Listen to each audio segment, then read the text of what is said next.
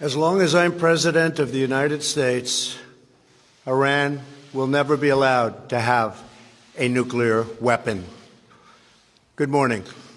I'm pleased to inform you the American people should be extremely grateful and happy. No Americans were harmed in last night's attack by the Iranian regime. We suffered no casualties. All of our soldiers are safe, and only minimal damage was sustained at our military bases. Our great American forces are prepared for anything. Iran appears to be standing down, which is a good thing for all parties concerned and a very good thing for the world. No American or Iraqi lives were lost because of the precautions taken, the dispersal of forces, and an early warning system that worked very well. I salute the incredible skill and courage of America's men and women in uniform. For far too long, all the way back to 1979 to be exact, nations have tolerated Iran's destructive and destabilizing behavior in the Middle East and beyond. Those days are over. Iran has been the leading sponsor of terrorism, and their pursuit of nuclear weapons threatens the civilized world. We will never let that happen. Last week, we took decisive action to stop a ruthless terrorist from threatening American lives. At my direction, the United States military eliminated the world's top terrorist, Qasem Soleimani. As the head of the Quds Force, Soleimani was personally responsible for some of the absolutely worst atrocities. He trained terrorist armies, including Hezbollah, launching terrorist strikes against civilian targets. He fueled bloody civil wars all across the region. He viciously wounded and murdered thousands of U.S. troops, including the planting of roadside bombs that maim and dismember their victims.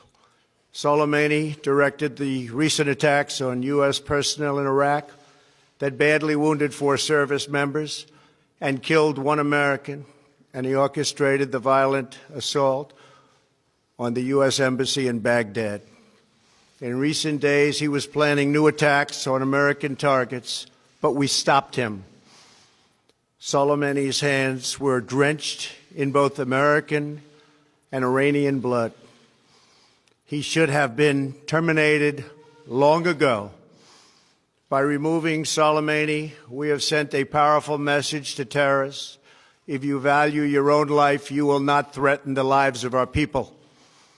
As we continue to evaluate options in response to Iranian aggression, the United States will immediately impose additional punishing economic sanctions on the Iranian regime. These powerful sanctions will remain until Iran changes its behavior. In recent months alone, Iran has seized ships in international waters, fired an unprovoked strike on Saudi Arabia, and shot down 2 U.S. drones. Iran's hostilities substantially increased after the foolish Iran nuclear deal was signed in 2013, and they were given $150 billion, not to mention $1.8 billion in cash. Instead of saying thank you to the United States, they chanted death to America. In fact, they chanted death to America the day the agreement was signed.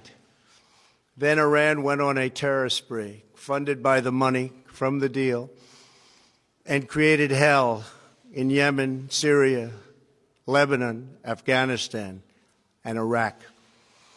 The missiles fired last night at us and our allies were paid for with the funds made available by the last administration. The regime also greatly tightened the reins on their own country, even recently killing 1,500 people at the many protests that are taking place all throughout Iran. The very defective JCPOA expires shortly anyway and gives Iran a clear and quick path to nuclear breakout. Iran must abandon its nuclear ambitions and end its support for terrorism. The time has come for the United Kingdom, Germany, France, Russia, and China to recognize this reality. They must now break away from the remnants of the Iran deal, or JCPOA. And we must all work together toward making a deal with Iran that makes the world a safer and more peaceful place. We must also make a deal that allows Iran to thrive and prosper and take advantage of its enormous untapped potential. Iran can be a great country. Peace and stability cannot prevail in the Middle East as long as Iran continues to foment violence, unrest, hatred, and war. The civilized world must send a clear and unified message to the Iranian regime. Your campaign of terror, murder, mayhem will not be tolerated any longer. It will not be allowed to go forward. Today, I am going to ask NATO to become much more involved in the Middle East process. Over the last 3 years, under my leadership, our economy is stronger than ever before, and America has achieved energy independence. These historic accomplishments change our strategic priorities. These are accomplishments that nobody thought were possible. And options in the Middle East became available. We are now the #1 producer of oil and natural gas anywhere in the world. We are independent, and we do not need Middle East oil. The American military has been completely rebuilt under my administration at a cost of $2.5 trillion. U.S. armed forces are stronger than ever before. Our missiles are big, powerful, accurate, lethal, and fast. Under construction are many hypersonic missiles. The fact that we have this great military and equipment, however, does not mean we have to use it. We do not want to use it. American strength, both military and economic, is the best deterrent. 3 months ago, after destroying 100% of ISIS and its territorial caliphate, we killed the savage leader of ISIS, al-Baghdadi, who was responsible for so much death, including the mass beheadings of Christians, Muslims, and all who stood in his way. He was a monster.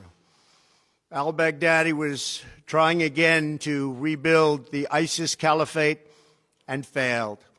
Tens of thousands of ISIS fighters have been killed or captured during my administration. ISIS is a natural enemy of Iran.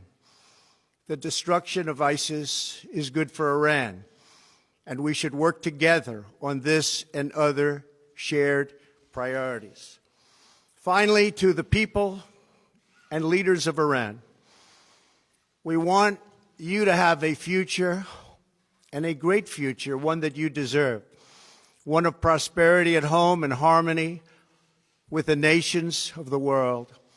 The United States is ready to embrace peace with all who seek it. I want to thank you, and God bless America. Thank you very much. Thank you. Thank you.